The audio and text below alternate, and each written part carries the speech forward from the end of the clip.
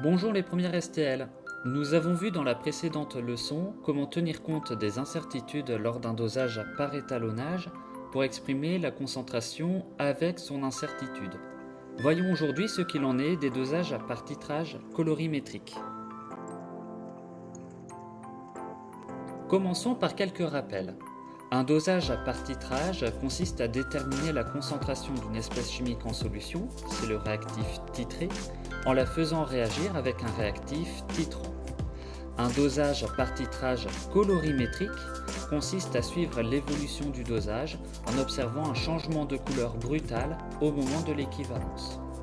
On mesure alors à ce moment précis le volume équivalent VE grâce à la burette graduée.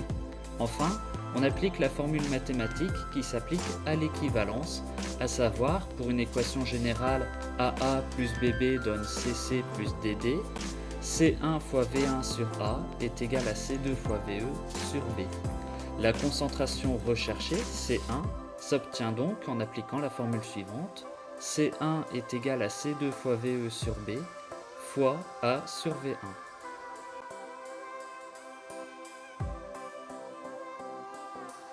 Les sources d'incertitude liées à la valeur de C1 sont donc celles qui apparaissent dans cette formule mathématique.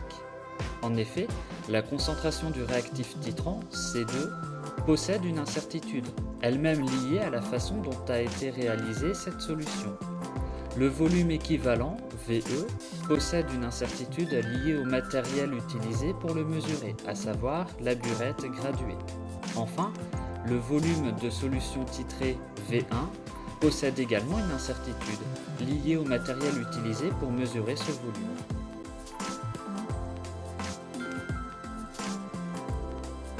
Appliquons ce que nous venons de voir dans le cas d'un dosage par titrage colorimétrique du diode I2 contenu dans une solution de bétadine commerciale. L'équation de la réaction est I2AQ plus 2S2O32- AQ donne 2I- plus S4O62- Toutes les espèces chimiques intervenant dans cette transformation sont incolores, sauf le diode qui est jaune. Au fur et à mesure que le diode réagit, la solution devient de plus en plus pâle jusqu'à devenir complètement incolore au moment de l'équivalence. En utilisant 10 ml de solution de bétadine à diluer 10 fois et une solution titrante de concentration 5,0 x 10 puissance -3 mol par litre, l'équivalence a lieu lorsque l'on ajoute VE égale 15,6 ml de solution titrante.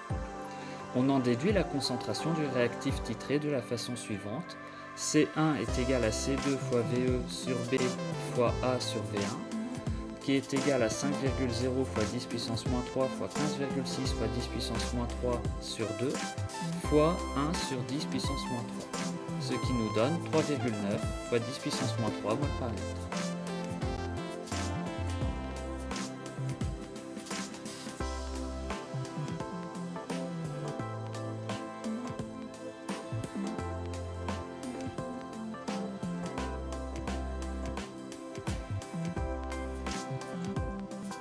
Concernant les incertitudes, nous n'avons aucune information sur la façon dont a été préparée la solution titrante. En revanche, le volume de bétadine à diluer a été mesuré à l'aide d'une pipette jaugée de 10 ml de classe A. Son incertitude est UV1 est égal à 0,020 ml. Le volume équivalent a été mesuré à l'aide de la burette graduée de 25 ml et de classe A. Son incertitude est UVE est égal à 0,03 ml. L'incertitude sur la concentration du réactif titré s'obtient à l'aide de la formule suivante. UC1 est égal à C1 fois la grande racine carrée de UV1 sur V1 au carré plus UVE sur VE au carré. Puisque les volumes et les incertitudes de ces volumes sont dans la même unité, il est inutile de convertir les millilitres en litres. On a donc directement U de C1 est égal à 3,9 fois 10 puissance -3 fois la racine carrée de 0,020 sur 10 au carré plus 0,03 sur 25 au carré, ce qui nous donne 9,0 fois 10 puissance -6 mol par litre. Le dosage colorimétrique est donc d'une très grande précision.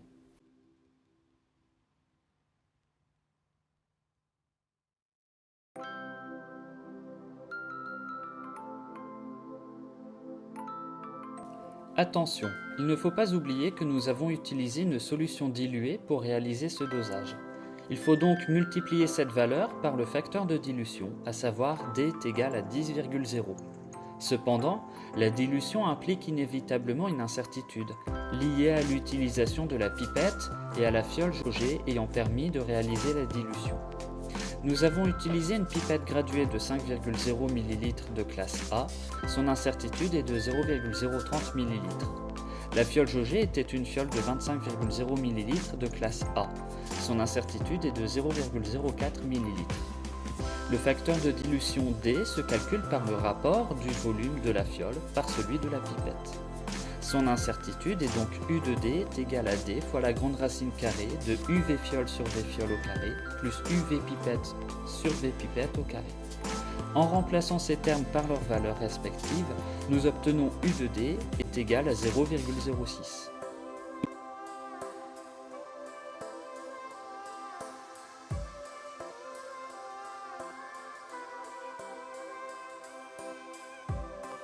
La concentration de la solution commerciale se calcule en multipliant la concentration de la solution diluée C1 par le facteur de dilution D. Donc C commercial est égal à 10,0 fois 3,9 fois 10 puissance moins 3, c'est-à-dire 3,9 fois 10 puissance moins 2 mol par litre. Cette concentration possède donc une incertitude qui dépend de celle de D et de C1. U de C commercial est égal à C commercial fois la grande racine carrée de UD sur D au carré plus U de C1 sur C1 au carré.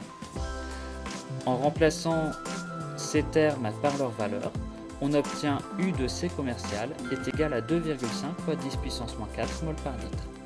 Finalement, la concentration de la solution commerciale de bétadine est C commercial est égal à 3,9 fois 10 puissance moins 2 plus ou moins 2,5 fois 10 puissance moins 4 mol par litre.